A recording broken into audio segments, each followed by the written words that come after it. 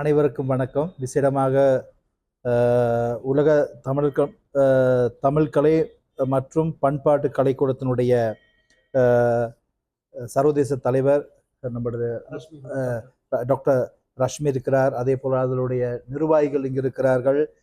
நாளைய தினம் இங்கு நடக்கின்ற இந்த விழாவிற்கு என்னை இந்த விழாவிற்கு வரும்படி அழைத்திருந்தார்கள். அந்த அழைப்பை ஏற்றுதான் இன்றைய தினம் இங்கு நான் வருகை தந்திருக்கிறேன். உண்மையிலே ஒரு சந்தோஷமாக இருக்கிறது. ஏனென்றால் தொப்புள் கொடி உறவு நாங்கள் கூறியது போல் இலங்கை இந்தியா எங்களை கடல் பிரித்தாலும் எங்களை இந்த சிறிய நிலப்பரப்பு எங்களுடைய தொடர்பு இல்லாவிட்டாலும் எங்களுடைய உள்ளங்கள் ஒன்றாகவே இருக்கிறது. எனவே நாங்கள் உணர்வோடும் எங்களுடைய கலை கலாச்சாரம் எங்களுடைய பண்பாடு எல்லாம் ஒன்றாகவே இருக்கிறது. வழிபாடு எல்லாமே ஒன்றாகத்தான் இருக்கிறது.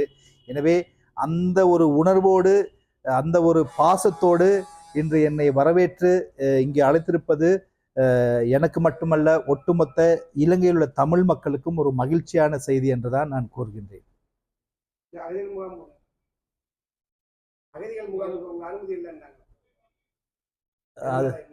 இல்ல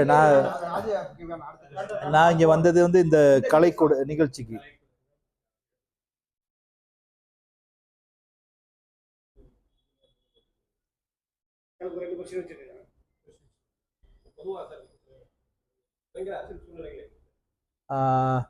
என்று பார்த்தீங்கன்னா இலங்கையோட அரசியல் சூழல் நீங்கள் பார்த்தீங்கன்னு சொன்னால், நீங்கள் 2021ஆம் ஆண்டு இலங்கையில் மிகப்பெரிய ஒரு புரட்சி ஏற்பட்டது, ஒரு பெரிய ஒரு போராட்டம். ஏனென்றால் இலங்கை சுதந்திரம் அடைஞ்சு 76 வருஷங்களாக இலங்கையினுடைய அந்த மாறி மாறி இருகட்சி ஆட்சி முறை காணப்பட்டது. அந்த இருகட்சி ஆட்சி முறையிலுமே மக்கள் என்னன்னு கேட்டால் ரொம்ப மோசமாக பாதிப்படைந்தார்கள். இந்த ஆட்சிக்கு இரு கட்சிகளுமே தங்களுடைய ஊழல் மூலமாகவும் நாட்டினுடைய சொத்துக்களை சூறையாகி ஒரு ஒரு பாரதூரமான ஒரு பாதிப்பு நாட்டுக்கு இட்டு சென்றார்கள். அதாவது நீங்கள் கேள்விப்பட்டிருந்தீர்கள் மஹிந்த ராஜபக்ச ஆட்சி, அதே போல அவங்களுடைய குடும்ப ஆட்சி, அதே போல இன்னொரு பக்கம் பரம்பரை ஆட்சி என்று நாடு மிக மோசமான நிலைக்கு சென்றது. இதனூடாக இறுதியாக இந்த கொரோனா பெருந்தொற்று காலம் பகுதியிலே இலங்கையிலுடைய பொருளாதாரம் மிகவும் மோசமான நிலையை பாதிப்படைந்ததனால் அங்குள்ள மக்களுக்கு எரிவாயு, அதே போல எரிபொருள், அதே போல அத்தியாவசிய மருந்து பொருட்களை பெற்றுக்கொள்வதற்கு கூட முடியாத ஒரு சூழல் ஏற்பட்டது. அந்த சூழலிலே இலங்கையில் உள்ள அனைத்து இன மக்களும் அந்த ஆட்சிக்கு எதிராக மிகப்பெரிய போராட்டத்தை செய்தார்கள். கொழும்பிலே பல லட்சக்கணக்கான மக்கள் அந்த போராட்டத்தின் மூலமாக அந்த ஆட்சியை விரட்டி அடித்தார்கள். ஆனால் தற்காலிக அதிபராக ரணில் விக்ரமசிங்க அவர்கள் வந்தாலும் கூட அவரும் அந்த துரத்தி அடிக்கப்பட்ட ராஜபக்சக்களை காப்பாற்றுபவராகத்தான் இருந்து வந்தால் அதே ஊழலும் அதே வீண்பிரயம் அதே